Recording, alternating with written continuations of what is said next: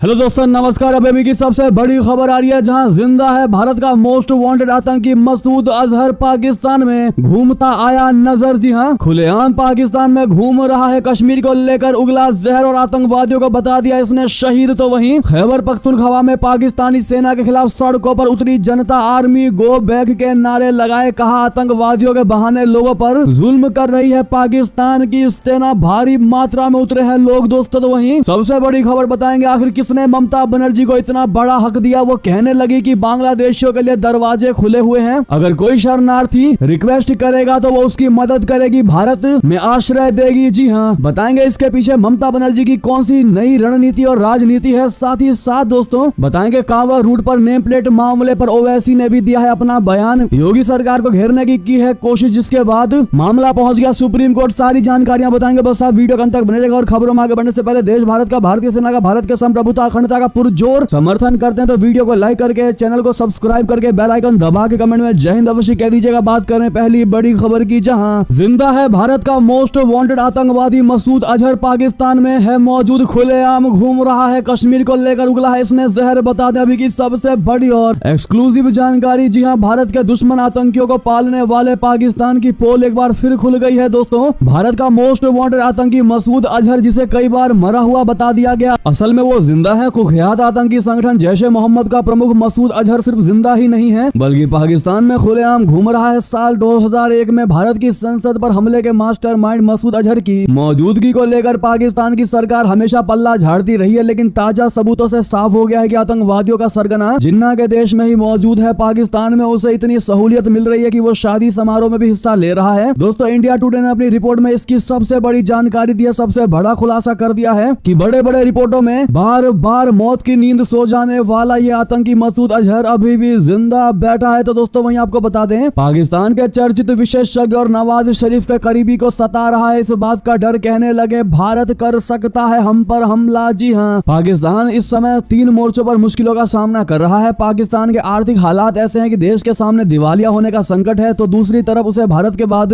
पड़ोसी अफगानिस्तान से भी सीमा पर तनातनी का सामना करना पड़ रहा है। वहीं पाकिस्तान में गठबंधन सरकार की वजह से राजनीतिक अस्थिरता भी देखने को मिल रही है। इस सब के बीच पाकिस्तान क्रिकेट बोर्ड के पूर्व चेयरमैन और पत्रकार नजम सेठी को भारत की ओर से हमले का भी डर सता रहा है। नवाज शरीफ के नजदीकी सेठी का कहना है कि पाकिस्तान में अशांति का फायदा भारत उठा सकता है। समा टीवी पर एक बातचीत में पाकिस्तान के हालात पर बात करते हुए सेठी ने कहा कि देश की अर्थव्यवस्था इस वक्त IMF के प्रोग्राम पर टिकी दिखाई दे रही है। दूसरी ओर जिस तरह से सियासी चीजें हो रही है, उनसे यह डर है कि IMF अपने कदम पीछे खींच सकता है। हालांकि IMF वही करेगा जो अमेरिका कहेगा। अमेरिका को लगेगा कि पाकिस्तान की मदद की जाए तो फिर IMF नया प्रोग्राम दे देगा। IMF और अमेरिका अपने हिसाब से चीजें देखेंगे, उनका अपना एक नजरिया है, ना कि वो पाकिस्तान की तरह से चीजों को देखेंगे। तो वहीं लगे हाथ उन्होंने कहा कि भारत ने पियोकर बलूचिस्तान में बीते हुए बहुत अरसे से लगातार अशांति फैलाने की कोशिश की है। ऐसे में भारत भविष्य में भी पाकिस्तान को कमजोर करने के लिए काम करेगा। ऐसे में इनको डर सता रहा है कि भारत कभी भी उन पर हमला कर सकता है। जी हाँ, एक तरफ आतंकवादी भेजकर भारत को दहलाने की कोशिश करता है पाकिस्तान, और दूसरी तरफ उसको डर भी रहता है कि भारत उस पर हमला ना कर दे। अगर इतना ही डर है तुम्हारे अंदर तो तुम भारत को फिर जगाने की कोशिश क्यों ही करते हो? उस समय तुम्हें जरा सी भी ये सोच नहीं आती? आखिर कौन ही समझाए पाकिस्तान को? उसको लगता है कि वो भारत में आतंकी हमले कर देगा तो भारत उसको उल्टा मारने की बजाय उसको मिठाई बैठाकर खिलाएगा। जी हाँ दोस्तों, ऐसे में आपका जवाब देना चाहेंगे इन पाकिस्तानियों को, बताइएगा जरूर। तो वही सबसे बड़ी खबर बता दे, खैबर पख्तूनख्वा में पाकिस्तानी सेना के खिलाफ सड़कों पर दिखाई दिए लोग। आर्मी गो बैक के लगाए नारे। कहा आतंकवादियों के बहाने पाकिस्तानी आर्मी लोगों पर जुल्म कर रही है। जी हाँ, पाकिस्तान के सरहदी प्रांत खैबर पख्तूनख्वा में सेना के खिलाफ लोगों ने बगावत कर दिया है। इलाके के 10,000 से ज्यादा पश्तून लोग शनिवार को सड़कों पर डटे हैं। प्रदर्शनकारी आर्मी गो बैक नारे लगा रहे हैं। उनका कहना है कि सेना ने इलाके में आतंक मचा रखा है। सेना के इलाके में होने से अशांति और इसी वजह से आतंकी हमले बढ़ते जा रहे हैं। खैबर इलाके में चलाए जा रहे मिलिट्री ऑपरेशन को पश्तून बंद करने की मांग कर रहे हैं। प्रदर्शनकारी नेता जमालुद्दीन वजीर के मुताबिक इलाके में 20 साल से आतंकवाद खत्म करने की मुहिम के नाम पर पाकिस्तानी सेना लोगों पर जुल्म कर रही है। प्रदर्शनकारियों का पाकिस्तानी सेना पर आरोप है कि वह आतंकवाद के नाम पर आम लोगों को प्रताड़ित कर रही है। वो जब चाहे जिसे चाहे गिरफ्तार कर लेती है। बता दें कि शुक्रवार को आंदोलनकारियों के आर्मी कैंप घेरने पर सेना ने गोलीबारी की। इससे अब तक 7 प्रदर्शनकारी की मौत हो चुकी है। जी हाँ, आंदोलनकारियों और सेना में भिड़ंत के बाद स्थानीय सरकार ने हेल्थ इमरजेंसी लगा दी है। खैबर स्वास्थ्य विभाग ने स्थिति को देखते हुए सभी सरकारी और गैर सरकारी अस्पतालों के डॉक्टरों और पैरामेडिक सहित सभी स्वास्थ्य कर्मचारियों को हाई अलर्ट लिमिटेड पर रहने को कहा है। जी हाँ, इसमें सबसे बड़ी सवाल दोस्तों यही है कि जब खैबर पख्तूनख्वा के लोग अपने इलाके में शांति चाहती है तो फिर पाकिस्तान की फौज उनको अशांति में क्यों जबरदस्ती डुबो रही है, क्यों धकेल रही है। ये चाल किसी और की नहीं बल्कि पाकिस्तान के इस हुक्मरान शहबाज सरकार की है, क्योंकि वो नहीं चाहते कि खैबर पख्तूनख्वा से फौज हटे, क्योंकि वहाँ के लोग पाकिस्तान से पूरे तरीके से तंग हो चुके हैं और वो आए दिन भारत के समर्थन में बयान देते हैं, भारत के समर्थन में रहते हैं और भारत से जुड़ने की बात कहते हैं जो पाकिस्तान को नागवार गुजर रहा है। और यही सबसे बड़ी वजह है कि लगातार फौज को उसने उतार रखा है खैबर पख्तूनख्वा पीओके में। जी हाँ, तो वहीं बता दें बांग्लादेश हिंसा के बीच ममता बनर्जी का सबसे बड़ा बयान, कहा बांग्लादेशियों के लिए हमारे दरवाजे खुले हैं। जी हाँ, बांग्लादेश में हिंसा के बीच पश्चिम बंगाल की मुख्यमंत्री और तृणमूल कांग्रेस प्रमुख ममता बनर्जी ने बड़ा बयान दिया है। रविवार को कोलकाता में शहीद दिवस की रैली के अवसर पर विक्टोरिया हाउस के सामने आयोजित सभा को संबोधित करते हुए ममता बनर्जी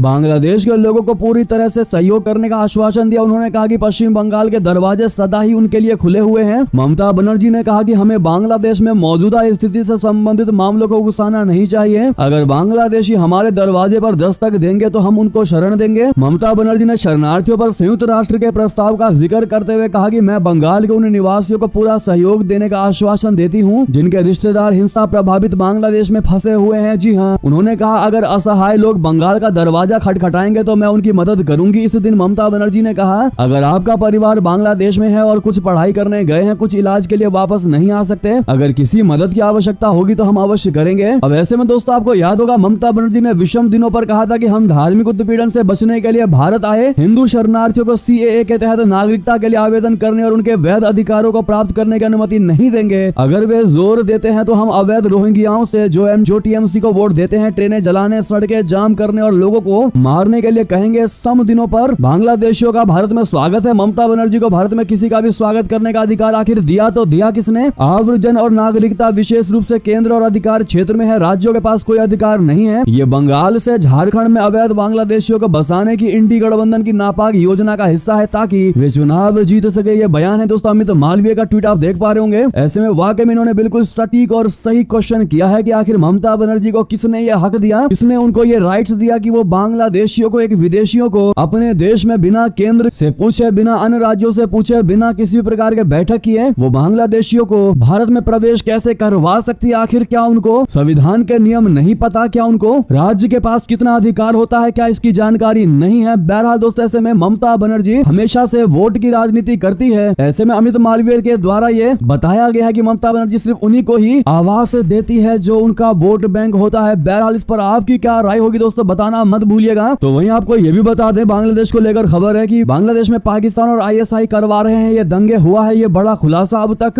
133 लोगों के जान जाने की खबरें आ चुकी हैं। बता दें इतने लोगों के जान जाने के बाद अब सरकार ने पुलिस को उपद्रवियों को देखते ही गोली मारने का निर्देश दिया है। बांग्लादेश में जारी इस हिंसक प्रदर्शन को लेकर नई नई जानकारियां सामने आ रही हैं। दावा यह किया जा रहा है कि इस हिंसा को फैलाने में पाकिस्तान और आईएसआई का हाथ है। बांग्लादेश में हो रहे हिंसक प्रदर्शनों को लेकर भारत के पूर्व विदेश सचिव हर्षवर्धन श्रृंगला ने चिंता जाहिर की है। उन्होंने कहा कि इसमें पाकिस्तानी आईएसआई और दूसरे लोगों का हाथ है। श्रृंगला का कहना है कि पाकिस्तान के जो रेडिकल एलिमेंट्स हैं वो लगातार इस तरह के हिंसक प्रदर्शन को बांग्लादेश में बढ़ावा देना चाहते हैं, क्योंकि उनकी पूरी कोशिश रहती है कि वे बांग्लादेश को और ज्यादा कट्टरवाद की तरफ ले जा सके। अब उन्हें मौका मिला है, यही वजह है कि इस तरह के प्रदर्शन को पाकिस्तानी आईएसआई की तरफ से सपोर्ट किया जा रहा है। दोस्तों तो वहीं बता दें ब्रिटेन के विदेश मंत्री 23 जुलाई को आ रहे हैं भारत। आखिर क्या है एफटीए जिस पर मुहर लगने की जगी है उम्मीद? बता दें भारत दौरे पर आएंगे ब्रिटेन के नए विदेश मंत्री डेविड लैमी। जी हां, ब्रिटेन के विदेश मंत्री डेविड लैमी के मंगलवार को भारत आने वाले हैं। ऐसे में दोनों देशों के बीच मुक्त व्यापार समझौता यानी एफटीए वार्ता बहाल होने की उम्मीद है। लेबर पार्टी की नवनिर्वाचित सरकार के तहत ये पहला उच्च स्तरीय दौरा होगा। इस हफ्ते एफटीए वार्ता के नए मापदंड तय किए जाएंगे। एफटीए वार्ता जनवरी 2022 में तत्कालीन कंजर्वेटिव सरकार के तहत शुरू हुई थी। इसका लक्ष्य प्रति वर्ष 38.1 अरब पाउंड की द्विपक्षीय व्यापार साझेदारी को बढ़ावा देना था। दोस्तों तो वहीं बता दें भारत से बैन हटाओ, F-35 फाइटर जेट दो। रशिया से दिल्ली की नजदीकी ने उड़ाई अमेरिकियों की नींद, सताया बड़ा डर। दोस्तों भारत ने हाल के समय में अपनी सेना को मॉडर्न करने के प्रयास तेज कर दिए हैं। इस कड़ी में भारत मॉडर्न फाइटर जेट की खरीद करने जा रहा है। हथियार खरीदने के लिए भारत खास तौर से रशिया पर निर्भर रहा है, लेकिन कई दूसरे देशों से भी उसने कई सैन्य डील की हैं। 5वीं पीढ़ी के लड़ाकू विमानों के लिए भारत की फेवरेट लिस्ट में यूएस के F-35 और रूसी सुखोई 57 है। इस बीच अमेरिका में मांग उठी है कि प्रतिबंधों पर पुनः विचार करते हुए भारत को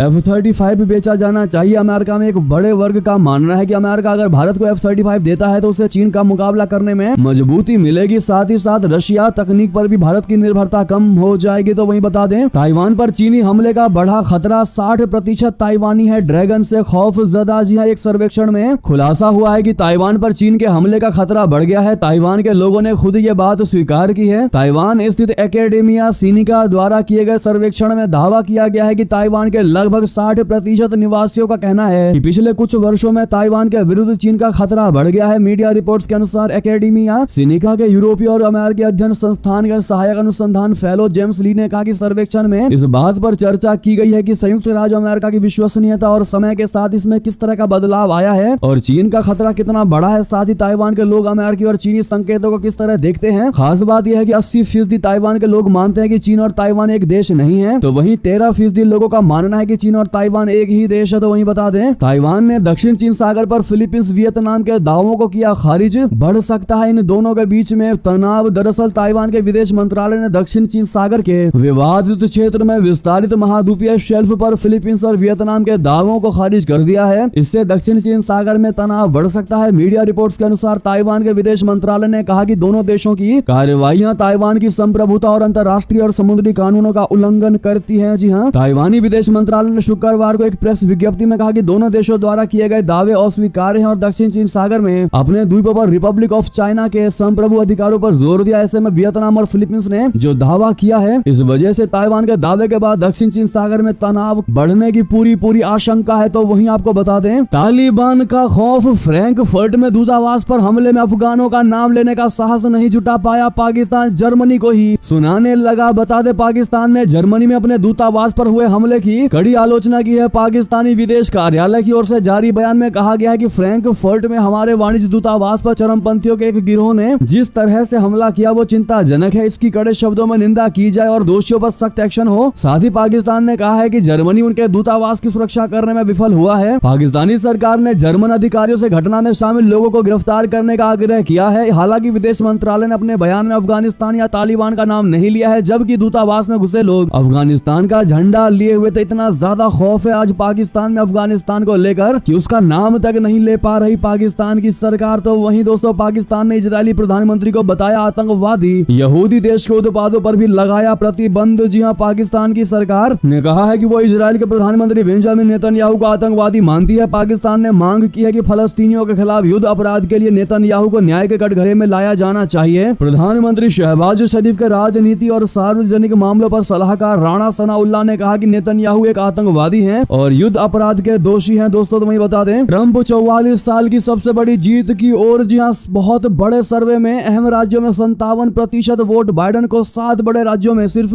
20% वोट। जी हाँ दोस्तों, अमेरिका में 5 नवंबर को होने वाले राष्ट्रपति चुनाव से 109 दिन पहले ही रिपब्लिकन प्रत्याशी डोनाल्ड ट्रंप बाजी मारते नजर आ रहे हैं। ट्रंप ने मिलवॉकी में गुरुवार रात कन्वेंशन में कार्यकर्ताओं के उत्साह के बीच टिकट पाया। शुक्रवार सुबह ट्रंप कैंप के लिए एक और खुश खबर आई है। रियल क्लियर पॉलिटिक्स के पोल के मुताबिक ट्रंप ने 7 बड़े राज्यों में बाइडेन पर 57% वोटों की बड़ी बढ़त बना ली है। बाइडेन 20% वोट हासिल कर पाए हैं। इन राज्यों में Michigan, Wisconsin, Pennsylvania, Nevada, North Carolina, Arizona और जॉर्जिया शामिल है। यानी कि दोस्तों, इस बार 44 साल की सबसे बड़ी जीत की ओर दिखाई देने वाले हैं डोनाल्ड ट्रंप। ऐसे में इस बार तगड़ा वाला बदलाव होगा अमेरिका में। तो वही बता दें, कांवड़ रूट पर नेम प्लेट लगाने पर बोले ओवैसी, कहा छुआछूत को बढ़ावा दे रहे हैं। ये आर्टिकल 17 का है उल्लंघन। जी ऑल इंडिया मजलिस इत्तेहादुल मुस्लिमीन यानी AIMIM नेता असदुद्दीन ओवैसी ने कहा कि यूपी सरकार छुआछूत को बढ़ावा दे रही है और यह संविधान के आर्टिकल 17 का उल्लंघन है। उत्तर प्रदेश में प्रशासन की तरफ से आदेश जारी किया गया है कि कांवड़ यात्रा के रास्ते में पड़ने वाली सभी दुकानों के मालिकों को अपना असली नाम दुकान के सामने लिखना होगा। प्रशासन के इस फैसले पर जमकर बवाल हो रहा है। शुरुआत में यह आदेश सिर्फ मुजफ्फरनगर के लिए था। हालांकि उत्तर प्रदेश सरकार के अधिकारियों का कहना है कि पूरे राज्य में यह आदेश जारी किया जाएगा और हर शहर में खाने की दुकान के मालिकों को अपना असली नाम दुकान के सामने लिखना होगा। उत्तर प्रदेश के बाद मध्य प्रदेश में भी ऐसा ही आदेश जारी किया गया था। हालांकि बाद में प्रशासन ने यू टर्न लेते हुए कहा कि उन पर ऐसा करने का कोई दबाव नहीं है। खाने की दुकान के सामने नाम लिखने के आदेश को लेकर सभी पार्टियों की मीटिंग हुई। इस बैठक के बाद असदुद्दीन ओवैसी ने कहा कि हमने कहा कि अगर कोई सरकार संविधान के खिलाफ कोई आदेश पारित करती है तो भारत सरकार को इसे संज्ञान में लेना चाहिए। ऐसा आदेश जारी करना अनुच्छेद 17 का उल्लंघन है। वे छुआछूत को बढ़ावा दे रहे हैं। ये जीवन के अधिकार के खिलाफ है। आप आजीविका के खिलाफ हैं। कल कोई मुसलमान कहेगा कि वो रमजान में 30 दिन तक उपवास रखता है और 15 घंटे पानी नहीं पीता। क्या आप किसी को पानी नहीं देंगे? ये सिर्फ नफरत की निशानी है। मुसलमानों के साथ खुला भेदभाव है, ये कहना है दोस्तों असदुद्दीन ओवैसी का। लेकिन आपको बता दें, बीजेपी के इस फैसले से एनडीए के कुछ सहयोगी पार्टी भी नाखुश नजर आए हैं। नेम प्लेट को लेकर जयंत चौधरी भी भड़कते हुए दिखाई दिए हैं। राष्ट्रीय लोक दल के प्रमुख जयंत चौधरी ने योगी सरकार के इस फैसले की आलोचना की। उन्होंने कहा कि इस मुद्दे को धर्म और राजनीति से जोड़ना उचित नहीं है, क्योंकि कांवड़ ले जाने वाले या सेवादार की कोई पहचान नहीं होती। जयंत चौधरी ने सवाल उठाया कि अगर अपनी दुकानों पर नाम लिख रहे हैं तो बर्गर किंग और मैकडॉनल्ड जैसे ब्रांड क्या लिखेंगे? उन्होंने कहा कि राज्य सरकार ने यह निर्णय बिना पूरी तरह सोचे समझे लिया है। किसी भी फैसले से समुदाय की भलाई और समुदाय में सौहार्द की भावना को नुकसान नहीं पहुंचना चाहिए। जो लोग कांवड़ यात्रा पर जाते हैं, जो लोग उनकी सेवा करते हैं, ये परंपरा शुरू से ही रही है और लोगों को पहचानने और उन्हें इंगित करने की बात किसी ने नहीं देखी। विपक्ष कह रहा है मेरा उनसे कोई लेना देना नहीं है। बहरहाल दोस्तों, अगर हम आपसे ये राय जानना चाहें, आपसे ये सवाल पूछें कि योगी सरकार की तरफ से जो ये फैसला लिया गया है कि कांवड़ के रास्ते में पड़ने वाले जितने भी दुकान है उन सब पर ऑनर्स के नाम लिखे होने चाहिए, क्या ये फैसला तर्क संगत और सही फैसला लिया गया है या गलत फैसला लिया गया है? दोस्तों, आप लोग इसका जवाब भारी मात्रा में दीजिएगा। इस वीडियो को ज्यादा से ज्यादा शेयर करिएगा व्हाट्सएप, फेसबुक पर, ताकि हर कोई इसका जवाब दे सके और अपने देश भारत को परफेक्ट बना सके। तो वहीं आपको बता दें, योगी सरकार के इस आदेश पर विवाद जैसे ही बढ़ा है, सुप्रीम कोर्ट में पहुंच गया है ये केस। कल यानी कि सोमवार को इसकी सुनवाई होनी है। क्या फैसला निकल कर आएगा कल हम आपको बताएंगे। तो वहीं बता दें, आंध्र प्रदेश और बिहार को विशेष राज्य का दर्जा देने की मांग, नीट यूजी का भी मुद्दा उठा। जी हां, संसद के मुख्य समिति कक्ष संसदीय सौध में सर्वदलीय बैठक हुई है। बैठक संसद की कार्यवाही के लिए सहमति बनाने के मुद्दे पर हुई। बैठक की अध्यक्षता केंद्रीय मंत्री राजनाथ सिंह ने की और संसदीय कार्य मंत्री किरेन रिजिजू ने इस बैठक का आयोजन किया। बैठक में चिराग पासवान और कांग्रेस से प्रमोद तिवारी और गौरव गोगोई भी शामिल हुए। बैठक के बाद मीडिया से बात करते हुए कांग्रेस के वरिष्ठ नेता जयराम रमेश ने बताया कि सर्वदलीय बैठक में वाईएसआरसीपी ने आंध्र प्रदेश राज्य को विशेष दर्जा देने की मांग की है। कांग्रेसी नेता ने बताया कि टीडीपी नेता इस मामले पर चुप रहे। सर्वदलीय बैठक में कांग्रेस ने विपक्ष के लिए लोकसभा उपाध्यक्ष का पद की मांग की और साथ ही नीट का मुद्दा भी उठाया। जयराम रमेश ने यह भी दावा किया कि जेडीयू ने भी बिहार को विशेष राज्य का दर्जा देने की मांग की है। तो वहीं दोस्तों, ये थी अभी की सारी बड़ी खबरें। आपको हमारी खबर कैसी लगी? आशा करता हूँ बहुत अच्छी लगी होगी। थोड़ी भी अच्छी लगी तो वीडियो को लाइक करके, चैनल को सब्सक्राइब करके, बेल आइकन दबा के कमेंट में जय हिंद कहना मत भूलिएगा। आपसे मिलते हैं अगली बड़ी खबर में। आप सभी का बहुत बहुत धन्यवाद। यहाँ तक बने